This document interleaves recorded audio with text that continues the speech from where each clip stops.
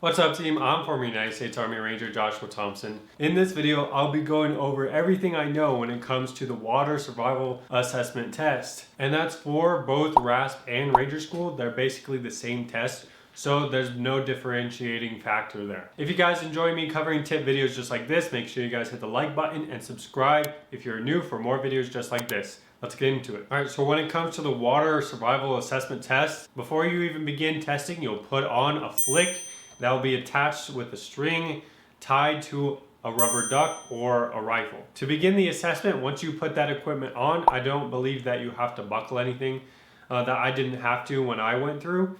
But once you put that stuff on, you will immediately jump into the water and start your assessment. Once you jump into the water, you'll immediately ditch your gear and then you'll swim for 15 meters. Once you do that, you're basically done with the test. And for clarification reasons, there is no time limit for this test, so you can take as long or as fast as you want during this test. What can make this test so difficult for some people, they may not have as much experience when it comes to swimming, as well as not being used to the amount of equipment when you jump into the water and the initial amount of weight when it comes to swimming in your uniform, especially your boots. And because you don't have that kind of experience, it leads to some people failing. So you guys might already be catching on to the fact that it is incredibly important to have lighter boots during this test. Okay, it sounds like common sense, but when I first initially went into the pool, I thought I could get away with using my standard issue boots from basic training. If you know anything about those boots, they're incredibly heavy, and that kind of weight adds up during the test. When I was first initially conducting swims in my full uniform in AIT, I used the standard issue boots and I had an incredibly difficult time just maintaining a proper stroke because of how heavy those boots were. They would drag me down so much to the point where my feet were starting to sink. Because my boots were so heavy, my legs looked more like this and I wasn't having any propelling movement in the water. So what boots should you be using? One of the best boots that I ever used, especially when I went through Ranger School, are the Bellevilles.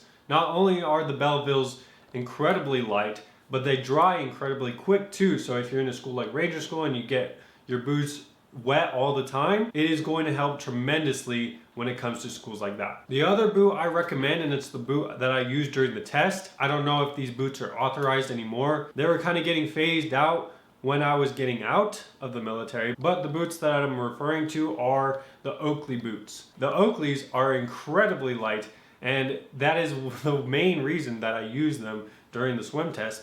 It basically felt like I had tennis shoes on. So I had little to no resistance in terms of weight on my boots, so I could easily pass the test, and that's the reason why I use them. But even with the right boots, if you don't know how to swim properly and use the best strokes, you will be struggling more than the people who do know the right strokes and do know how to swim properly.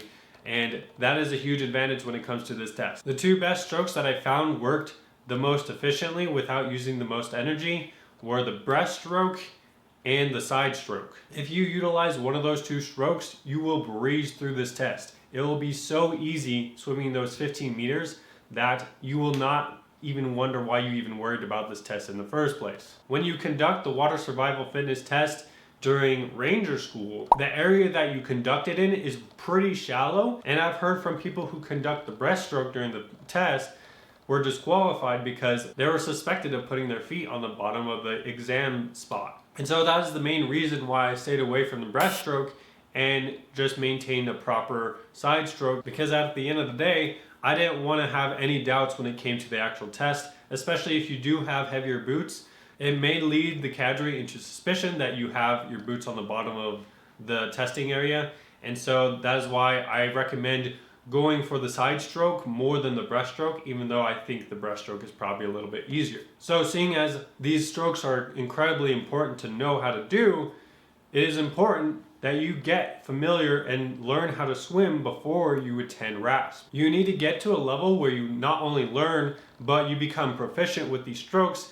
That way you have an easier time when it comes to these schools. If you do not have as much experience when it comes to swimming, you will get a lot of experience, especially with swimming with your whole uniform on, when you get to AIT or that portion of your OSUT. If you conduct RASP PT with the RASP liaison, you will more than likely have the opportunity to go to the pool and be able to practice your strokes within your full uniform and your boots in order to get familiar with that kind of feeling. So I highly recommend when you get to AIT, or if you're already in AIT already, to conduct RASP PT with the RASP liaison, because it'll be hugely beneficial for you down the long run. This is the main reason why I was so successful when it came to this test and why it was so easy for me, because I've already done it, because I already did it in AIT with heavier boots. It's also the reason why I found it so important to find a lighter pair of boots to make the test a lot easier. I also plan in a later video to go through a swimming routine